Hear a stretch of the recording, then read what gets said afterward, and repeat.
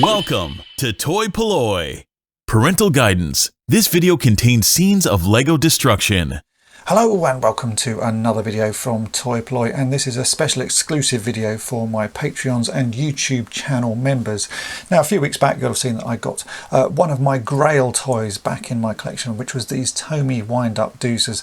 These are toys that I remembered having as a kid, and then when I sort of got back into collecting in my 20s, I stupidly sold off my collection of them. So I'm slowly starting to get these back in my collection, and these were the first three that I was able to pick up off eBay. As you can see, I've now given them a bit of a repair. I've repaired the belts, I've given them a good clean, and they are actually on display here, so I'm really pleased to have them again. But after that video I was very kindly contacted by Jacob, who said that he had some of the other figures that I had mentioned in that video, and those are the little Schleich figures, and would I be interested in trading with him? So of course I said yes. We've arranged a trade. I've sent him some bits, and in the post I have received these, which is a few of those Schleich figures. So I've got 4 figures. He sent 3 Doozers and Moki. Now the Doozers are the ones I remember having. I actually had all 3 of the original Doozers. So you've got this little chap here sitting having a cup of coffee.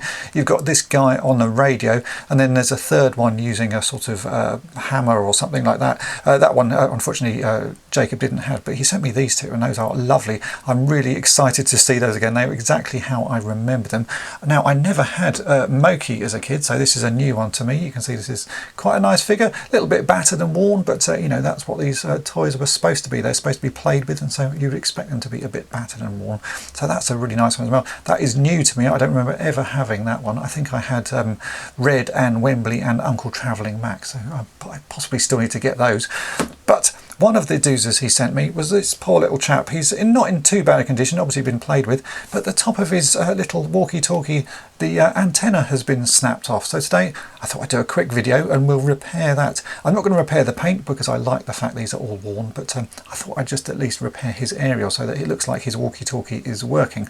So let's get on and do that. Now, straight away when I saw this, I thought this would be quite an easy fix, because you can see that little antenna there does look remarkably like a piece of Lego. And if you know me and you know my channel, which you all do, you'll know I like to use bits of Lego. So this is my little Lego pot of sort of very useful Lego pieces. And in that, I have this, which is the Lego whip antenna, which you've seen me use many, many times. And I have a red one, and look at that. It's almost a perfect match for the missing antenna there on his little walkie-talkie. So what we're going to do is splice this onto the broken one here. Now, as you can see, it's not broken massively neatly, so I need to just trim the top of that off. I've not worked with this sort of rubbery plastic before, but I have a feeling a pair of plastic nippers will just do the job on that. So I can just trim off the top of it, like so, and make a nice flat piece there. That looks good. Now I've got to try and drill a hole in it with the same diameter as this Lego antenna, which we know from experience is 2mm. So I have a 2mm drill bit here in my pin vise. I'll drill a hole in there, and then we can insert a small bit of that in. It may be we don't even need to paint it or anything like that. I think it may just work. So let's see if we can drill a hole.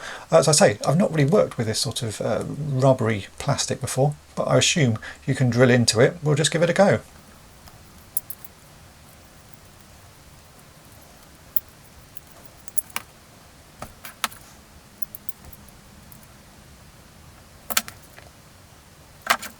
Right, well, I have managed to drill a hole. It's not the easiest of thing to drill into, just because it is rubber and it sort of moves out of the way, but that may work in our favour, because it means that the hole I've drilled is probably expanded when I've pushed in the drill bit, and now it's shrunk back down again. So when I come to cut a piece of this off, I might not have to glue it in at all. I'm going to cut a longish piece off because it's hard to tell how far I drilled into the rubber, but we can push this in and see what happens. If it's too long, we'll shorten it.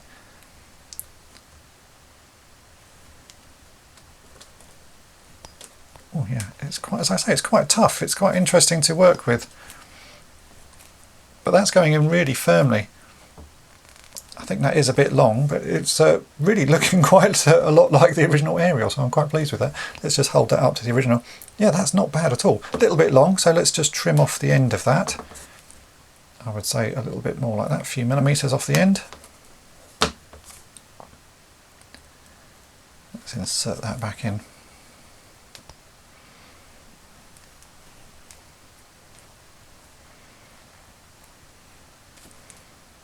Yeah, that is pretty convincing. You'd be hard pushed to notice that wasn't the original piece. Obviously it now feels a little bit firmer because that's a harder piece of plastic rather than the rubber used, but that's not too bad at all. I might just put a little bit of red paint on the top there where I've had to cut the original rubber, but other than that, that looks great. But yeah, let's put a little bit of red paint on there just to finish that off. I think we'll call that done. So this is a Humble number 238, which is quite a nice vibrant red. I don't have many red colours in my sort of paint selection, so this one will have to do, but I think it's going to be close enough. I'm only doing a very small amount of painting, but yeah, I think this should be close enough. Let's see what that looks like. Tiny amount on the brush. We'll just paint that on just around the edge there. Oh yeah, that's a very good match actually. Just to hide the join.